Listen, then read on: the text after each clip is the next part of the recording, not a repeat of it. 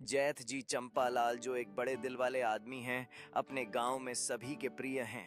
वह हमेशा दूसरों की मदद करते हैं और गांव में खुशी फैलाते हैं। जैठ जी चंपालाल गांव में एक भव्य भोज का आयोजन कर रहे हैं, जहां सभी मिलकर उत्सव मनाने की तैयारी कर रहे हैं। उनकी मेहनत से गांव में उल्लास फैलता है।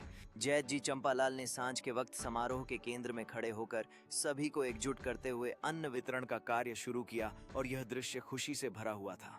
गांव वाले जैठ जी चंपालाल के चारों ओर इकट्ठा होकर ताली बजा रहे हैं और उनकी प्रेरणादायक कहानियों को सुन रहे हैं, जिससे सबका मनोबल और बढ़ जाता है। एक खूबसूरत रात की छतरी के नीचे गांव वाले एक अलाव के चारों ओर इकट्ठा होकर खुशियां बांटते हैं और यादगार क्षण बनाते हैं। टप्पू सेवा बच्चों के समूह को एक पारंपरिक नृत्य में लीड कर रहा है, जहां सभी आनंदित होकर अपने दिल की खुशी व्यक्त कर रहे हैं।